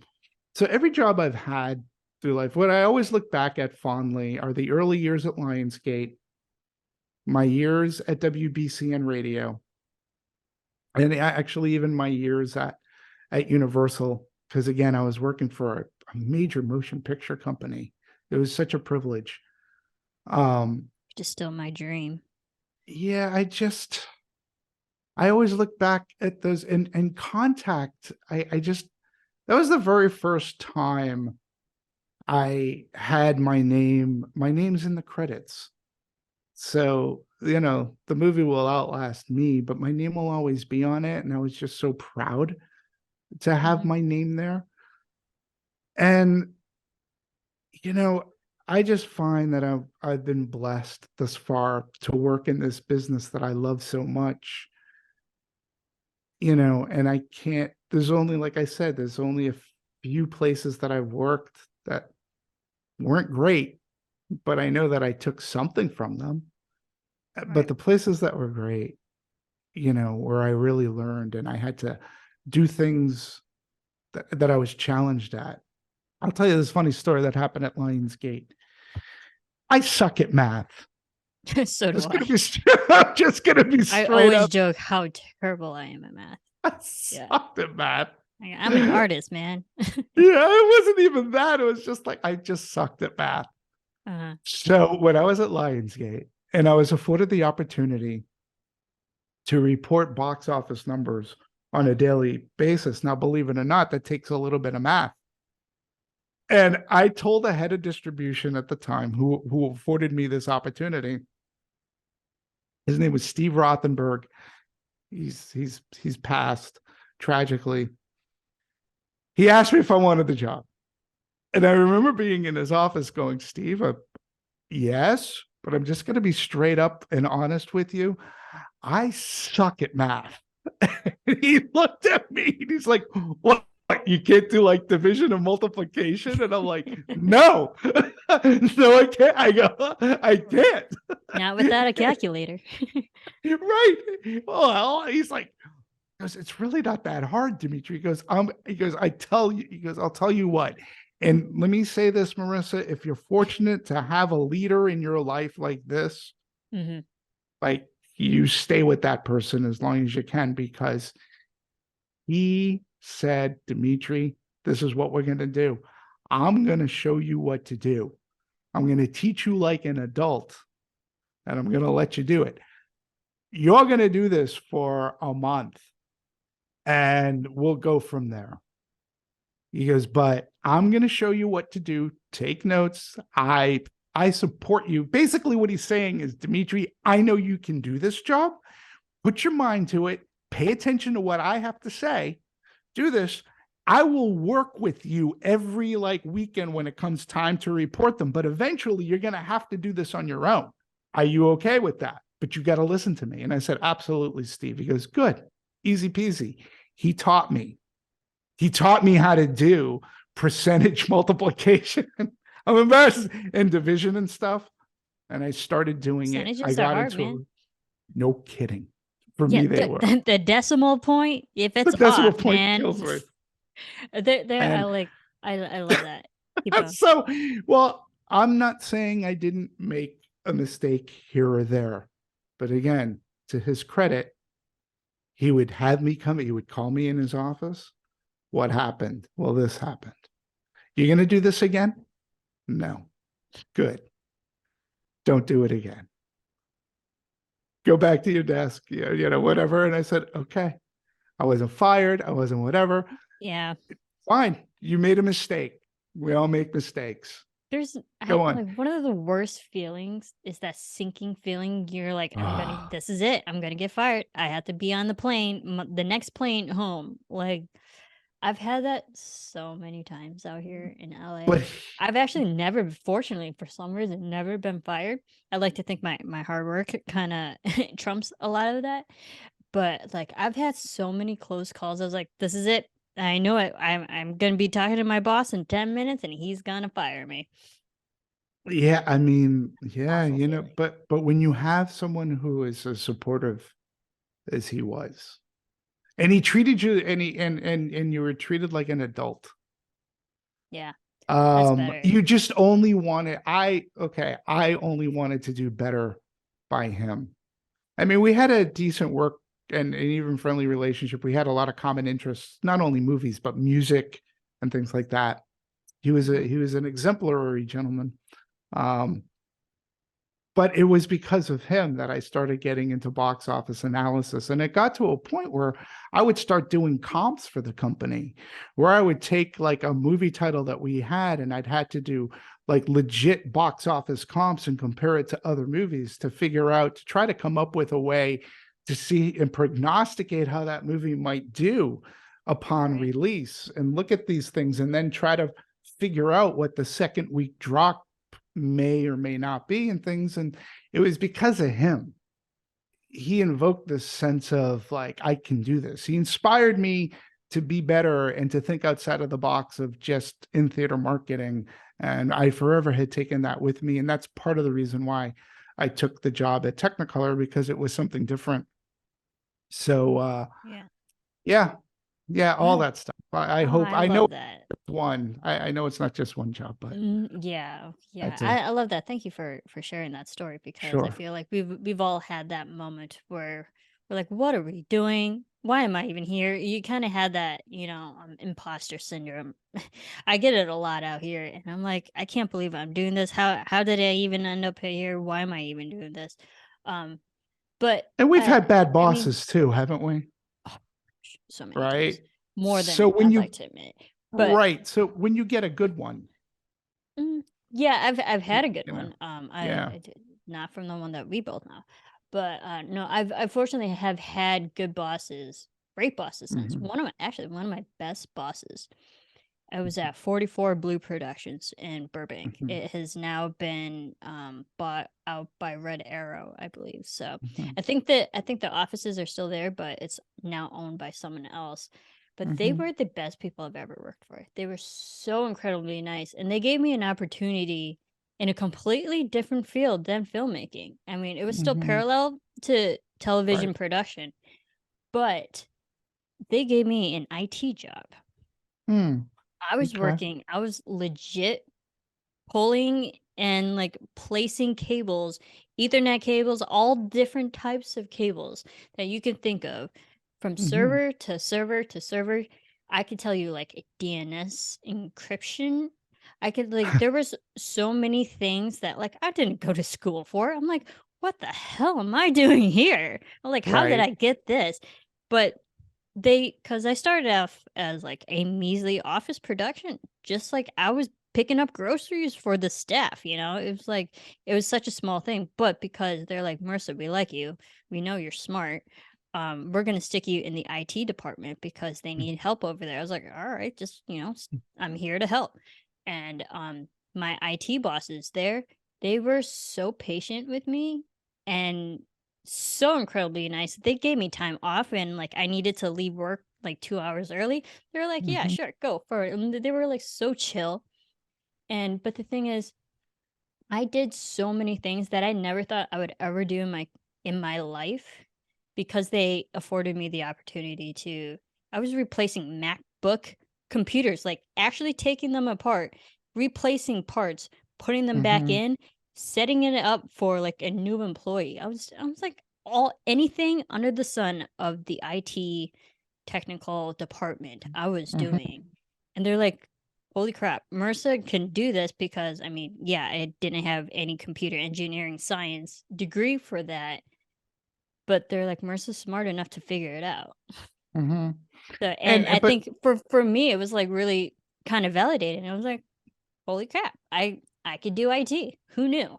Who knew? And I wouldn't have known that had I not been given an opportunity for someone to see that within me. mm-hmm. So yeah, we fortunately have had great bosses or just great people we've worked with in our Mm-hmm. life, in our career. Have you ever had what would you say is your like favorite piece of advice you've gotten from someone, whether it be in life, in career, just like that the one Mm. piece of advice that you always stick with, and who was it That from? that's a great question, and I have an answer to that one, believe it or not. All right. It comes all the way back to WBCN in Boston. And my boss, he was head of promotions for WBCN. His name was Chachi Lepret. Great guy. Um, one of my responsibilities there too was the radio station had movie screenings, promotional screenings. I would show up to the theater ahead of time. I was the gatekeeper. I was Mhm. the person that helped compile the list of all the winners, because it was one of those things, oh, be the 10th caller and you win a pair of tickets to this movie kind of thing, right? Oh, You hear it fun. all the time in radio Yeah. stations, right? So I would get the list. I would show up at the theater with said list, and I'd check people off. And some people came in for whatever the reasons that they weren't on the list. And some of the people, it's legit. Other people, people are people. I'll just say that. Chachi, one time, it was one night, I think we were doing U2's Rattle and Hum, and it brought everybody out, like everybody for this radio station. It was a rough night, and some people couldn't get in. It was just a rough night, I remember. And before the movie started, but everybody was going in, I just went to him. I said, Chachi, how do you do it? Because he's a guy, like, he would get called, like, people would randomly call him for concert tickets and stuff, because his promotions for one of the top AR. He was that guy. He was that guy. And I just went to him, how do you do it? Like, how do you do it? And he looked at me and he said, there's more power in saying yes than there is to saying no. Because I know a lot of people will say no and they do it as power. He goes, it's not the way I do it. Somebody comes up when it's something like a movie, just say yes. Just let them in. Just say yes. Because that has more power. And I've taken that with me throughout my entire life. You have more power when you say yes to something than saying no. And I always remember that from Chachi, and I always look fondly at it. But that was probably some of the best advice, because I use it in my life. Like, somebody asks you to do something, if it might not be in your wheelhouse, like you in IT, you say yes. Just, say yes. Yeah. And it empowers you more. It gives you something background, and at least through life, it gives you opportunity to do something you might not have done before. So when it comes to work, try to say yes. And so long as it doesn't hurt you, and so long as it doesn't involve jumping out of a perfectly good plane. Right. I love that too. That was fun. Yeah, I love that too, because that's generally how I kind of, I tend to be the person who always say yes, and I'm like, oh, why did I do that? But it's more so because I know, for me, coming from such a small town, small area, that I didn't have opportunities available to me. I had to go seek them out. And then when I got to the places where it allowed more opportunities, now I'm the person that says yes, because saying yes opens more doors to more opportunities than saying no. It's easier to say no at times too, right? It is so much easier to say no. And that's the unfortunate thing too. But I come from the point of, I'm always looking to the next opportunity, the next thing, or like what I'm doing now can lead me to the next person, like connection, sure. Connection, networking, like if you know this person, who could they help you later on? Yeah, but it's just the ability of saying yes, helping other people, doing something that builds up another opportunity for something in the future, because that keeps me going. Because the more times I say yes, the more times I know I'll have something also to say yes to. It's that kind of big positive snowball effect. And value your self-worth too. I have to impart one more, because this was important, I think, for you. I think it's important for everybody.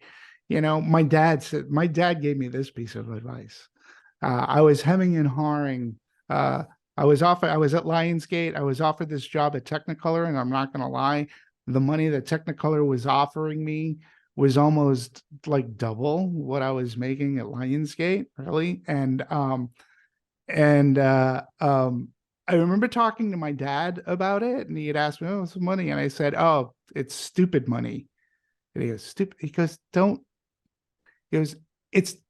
ever call it stupid money. It's what you're worth."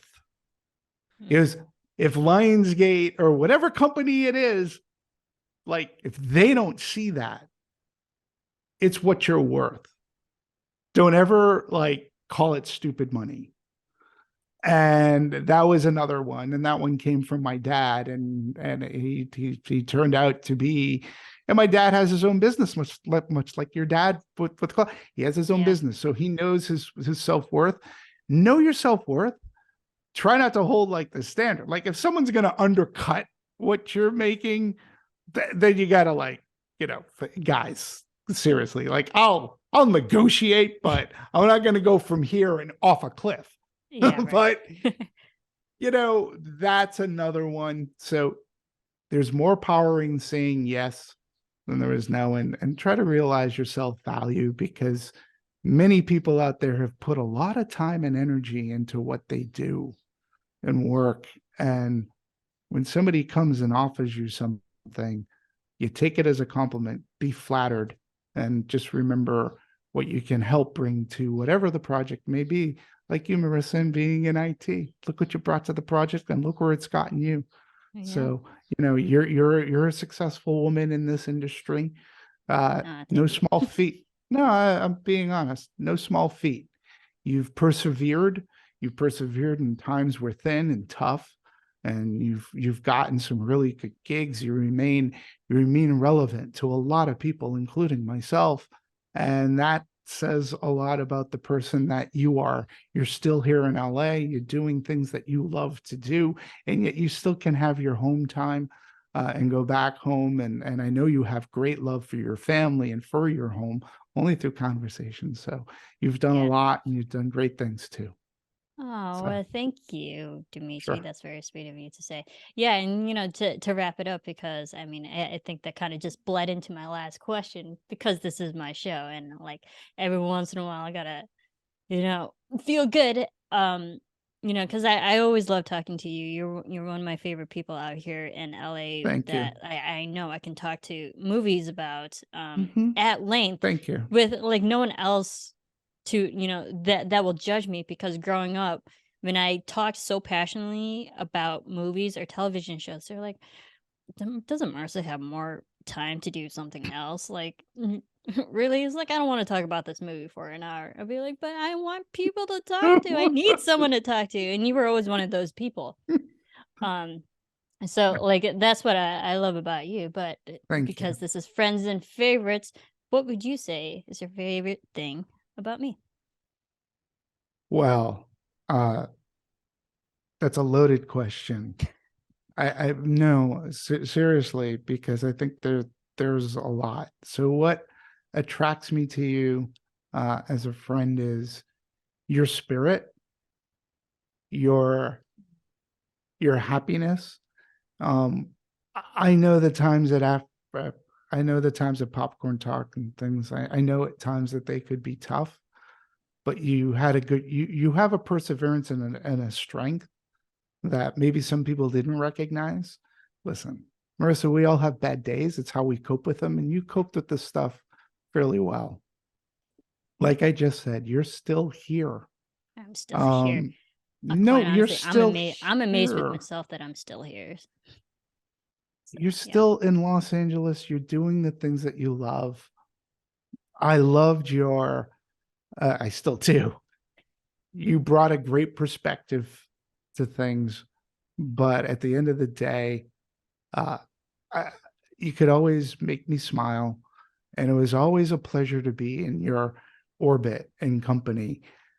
And there was a comfort level that was built upon through anatomy of a movie that you don't really have with a ton of people to do what we did, and that's what I thought made our show head and shoulders better than anything else.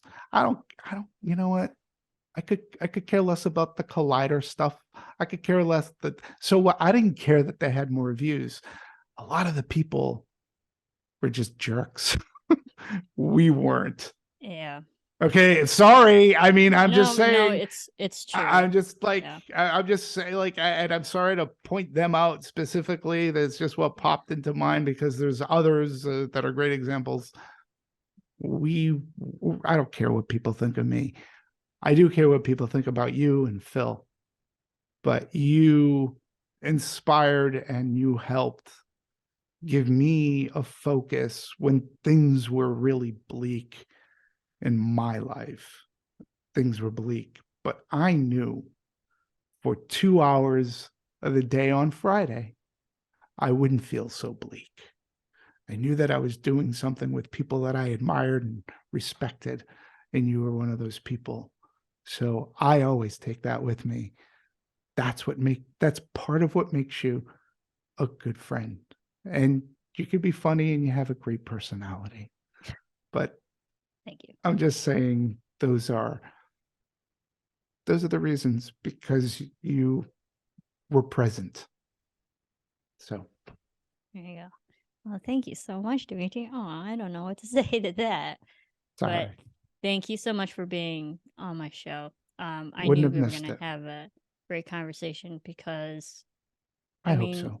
between you and I, we have a vast knowledge and experience that not a lot of people would have when it comes to the filmmaking industry, and Mhm. I think that's fantastic because you and I, we have stories that Mhm.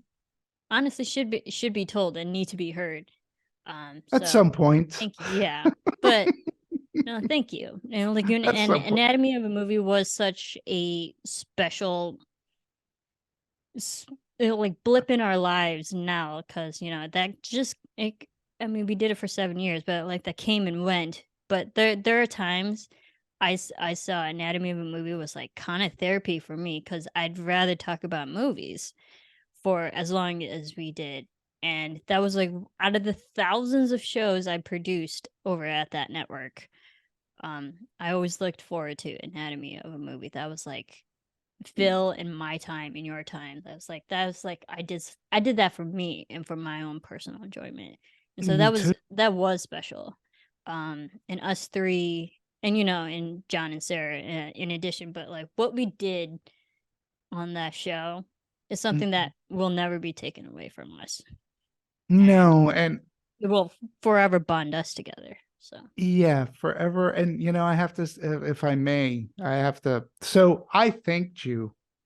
I've done now 103 reviews on the Cinescope on YouTube. If you want to see thoughtful, insightful, yeah, no flash plug reviews, away. so the Cinescope on YouTube. I'm also soft launching. I have a site, thecinescope.com. I'm also going to be doing a brand new movie review show. I'm just going to say it right now, called KDM, and that stands for Kit Dimitri Movies. It's going to be a Siskel Ebertish kind of movie review show. We're going to do a soft launch on that within the next few weeks. But on the Cinescope, when I posted 100 reviews, I'm like, that's a lot of reviews. And it came during a time when there were no movies to see theatrically. So Mm-hmm. that's a lot of movies. Um, of course I had to thank you. Of course I had to thank Phil. It was because of Anatomy of a Movie, and then another show where I met Scott Menzel, and it was because of Anatomy and my Box time there. office breakdown. Yep. But my time there that afforded me content enough so that when I applied for the Hollywood Critics Association, I was able to get in, which has been a fantastic part of my career. But this all stemmed from the day that Kevin Undergaro called me up and asked me to be on the thing. And I said yes. Through Phil and yourself, who accepted me. Regardless of where Popcorn Talk Network is and Anatomy is, I still owe a great deal of gratitude and thanks, but I really do owe it to you and Phil. To your point, we know, maybe someday the stories will be told. We know where things ended up and how and whatever. And I get it. I do, because I was part of some crapola, let's say. Oh, that's another story for another day. But, Yes. but it still warranted me to thank everybody who invited me on, because I would have never had this, I guess, this side hustle, so to speak. It took me away from what I was really doing, and now that I still continue to do it today, because I was asked and because I said Yes. So when you offered me to do this, yes, You said yes, and here absolutely. we are. Yes. Absolutely. Wouldn't have missed this. I'm glad. I hope your viewers and listeners, got it. I hope I haven't put them to sleep. Oh no. Drink another cup of coffee, everyone. No, you were fantastic, and Thank you. no, I always love talking to you. So thank you, Demetri. Thank you. Thank you for saying It's my yes. pleasure. Of course.